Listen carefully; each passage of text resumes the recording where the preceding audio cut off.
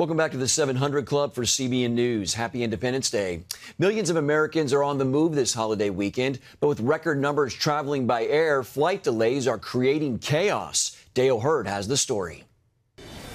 For many Americans trying to fly to a destination or just get back home this holiday weekend, it's been a nightmare.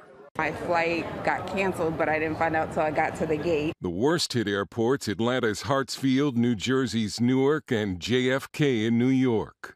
It's been a surge in air travel the industry and the FAA apparently weren't prepared for. On Friday alone, the TSA screened nearly 2.5 million people, a record high since the start of the pandemic. We are seeing an airline industry that is stretched. And it doesn't help that the FAA is also stretched. Thousands of flights have been canceled and many more delayed. I spent $656 on a ticket, and now I'm still trying to find a way to get home. The Logans have been trying to fly out of Boston back to Michigan for a family reunion. We got delayed on our first flight and we had to switch flights, and we're hoping it doesn't happen again because we have stuff to do and we want to get home. The airline industry and the White House are now pointing fingers at each other.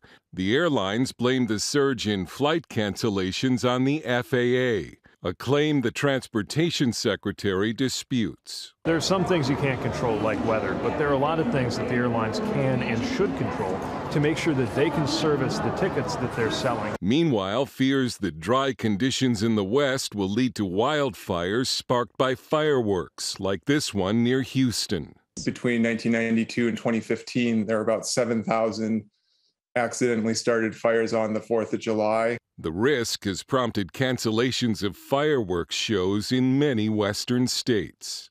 Dale Hurd, CBN News. This summer could be the most expensive in decades. Some analysts worry that high cost over the 4th of July holiday might put family budgets in a bind. CBN's Brody Carter reports. On Independence Day, we celebrate the country's break from England in 1776 to gain freedom. Surging prices and tightening budgets, however, are making financial freedom in 2022 more difficult.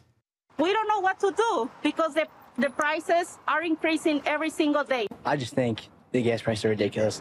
In keeping track of your budget, you've no doubt noticed the impact of higher prices.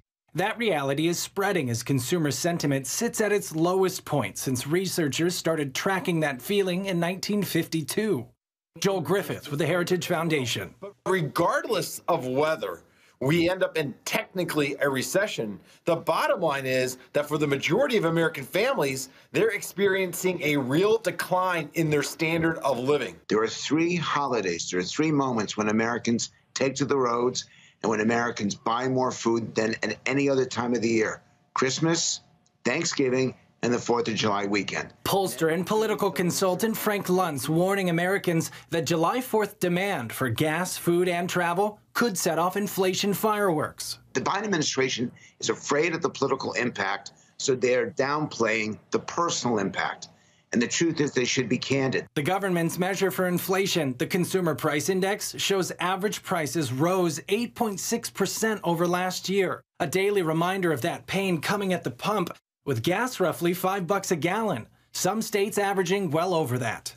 If you're a family with multiple children, you add on that travel cost along with the food cost and lodging too. A lot of hotels are up 20-something% year over year. And when the music fades and everyone heads home, many Americans will likely face a harsh reality. And the typical family, a middle-class family, is seeing close to a $3,000 pay cut over the past year or so because inflation is outpacing wage growth. We're going to see the impacts from the massive government spending on the inflation front.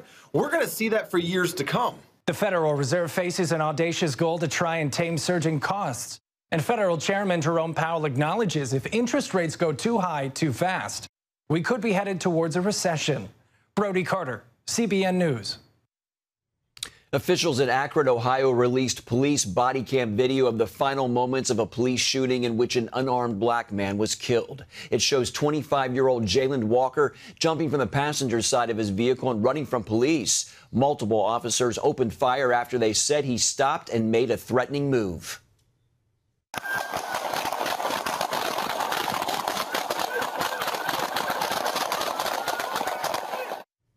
A medical examiner's report said Walker had about 60 wounds on his body. Family attorneys calling the response excessive. Walker had led police on a car chase and officers reported a gunshot. Police say a gun was found on the driver's seat. An investigation is underway. And you can get the latest from CBN News at our website, cbnnews.com.